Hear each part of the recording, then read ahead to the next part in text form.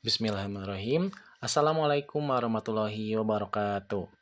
Oke, sekarang kita akan beranjak atau mulai lagi kepada pembahasan kita tentang rukun Islam. Nah, udah siap kan dengan pembahasan rukun Islam? Dan siapkan juga pensil dan bukunya. Mari kita mulai. Nah, pembahasan pertama, rukun Islam ada 5 prinsip dasar yang merupakan fondasi dari praktik keagamaan umat Islam. Nah, 5 itu yaitu yang pertama syahadat atau pengakuan iman, kedua sholat atau sembahyang yang kita sering laksanakan, yang wajibnya 5 waktu, dan ada pula yang sunnah-sunnahnya. Yang ketiga ada zakat, yang keempat puasa, dan yang kelima naik haji bagi orang yang mampu. Kita masuk ke poin syahadat atau rukun Islam yang pertama. Nah, siapa nih yang di sini yang belum tahu kalimat syahadat itu seperti apa? Nah, kalimat syahadat itu dibagi menjadi dua, yaitu kepada Allah dan kepada Nabi Muhammad Shallallahu Alaihi Wasallam. Asyhadu alla ilaha illallah wa asyhadu anna Muhammadar Rasulullah. Nah, syahadat adalah pengakuan keyakinan yang mendasar atau fundamental dalam Islam.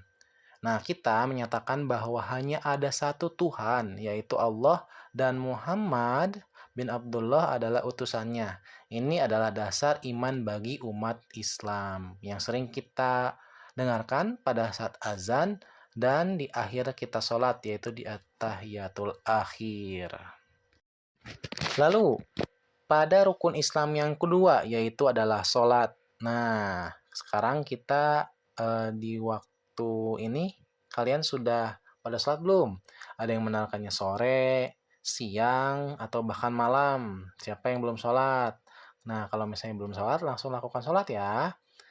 Sholat adalah ibadah utama dalam agama Islam, di mana seorang muslim berkomunikasi langsung dengan Allah Subhanahu wa Ta'ala. Nah, yang wajibnya itu dilakukan 5 kali sehari, yaitu subuh, zuhur, asar, maghrib, dan isya. Nah, diantaranya kita akan melaksanakan sholat-sholat sunnah yang lainnya, entah itu sholat duha, sholat qobliyah dan ba'diyah, ataupun sholat-sholat yang dianjurkan pada bulan Ramadan, itu sholat tarawih, sholat witir, bahkan sholat tahajud.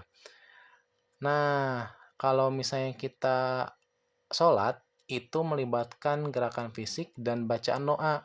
Dalam sholat pun kita dituntut untuk membaca doa dalam setiap gerakannya. Nah, mari kita hafalkan doa-doa dalam gerakan sholat. Kita lanjut kepada rukun Islam yang ketiga.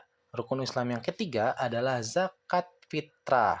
Nah, tapi zakat yang ada di dalam rukun Islam itu sangat luas, bukan hanya zakat fitrah ya. Yang wajib adalah zakat fitrah yang dilaksanakan pada bulan Ramadan sebelum melaksanakan sholat Idul Fitri. Zakat adalah sumbangan wajib yang diberikan oleh umat Islam kepada yang membutuhkan. Nah, zakat merupakan salah satu rukun Islam dan ditujukan untuk mengurangi kesenjangan sosial. Maksudnya, kesenjangan sosial itu apabila ada orang kaya, itu membantu orang miskin, dan orang miskin pun dibantu oleh orang kaya gitu, dan mendukung keadilan ekonomi dan sosial. Rukun Islam yang keempat yaitu puasa atau saum yang suka kita laksanakan kemarin ya pas bulan Ramadan. Atau saum pula ada yang sunnah-sunnahnya. Banyak pula puasa yang akan kita laksanakan selain di bulan Ramadan. Misalnya puasa waktu Zulhijjah, Muharram, ataupun lain sebagainya. Puasa adalah ibadah di mana umat Islam menahan diri dari makan, minum, dan perilaku tertentu dari terbitnya fajar atau matahari hingga terbenamnya matahari atau saat maghrib selama bulan Ramadan atau selama hari-hari yang kita akan laksanakan puasa. Puasa merupakan kewajiban dalam agama Islam karena termasuk dari rukun Islam. Nah, ini puasa kita harus bukan hanya makan dan minum saja, tapi perbuatan-perbuatan atau perilaku-perilaku yang dilarang oleh agama Islam. Seperti itu. Rukun Islam yang terakhir adalah haji. Nah, haji adalah ibadah perjalanan ke kota suci Mekah yang wajib bagi umat Islam yang mampu secara fisik. Apabila kita kuat fisiknya, tidak sakit, ataupun karena haji itu banyak perjalanan yang jauh, kita pun harus dibiasakan untuk berolahraga sebelum menunaikan haji. Selain itu, mampu secara finansial karena ke sana pun kita harus menggunakan uang yang tidak sedikit. Selain itu, dari logistik perbekalan obat, baju, dan lain sebagainya. Nah, haji dilakukan setiap tahun pada bulan Zulhijjah. Nah, apabila orang-orang yang lain berhaji, kita di sini disyarat di apa namanya?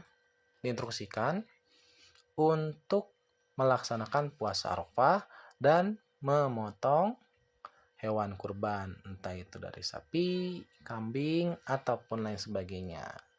Oke. Nah, seperti itu penjelasan hari ini tentang rukun Islam. Terima kasih banyak atas perhatian dan belajarnya secara bersama-sama. Kita tutup dengan membaca doa. Subhanakallahumma wa bihamdika asyhadu alla ilaha illa anta astaghfiruka wa atubu ilaik. Terima kasih dan mohon maaf. Wassalamualaikum warahmatullahi wabarakatuh.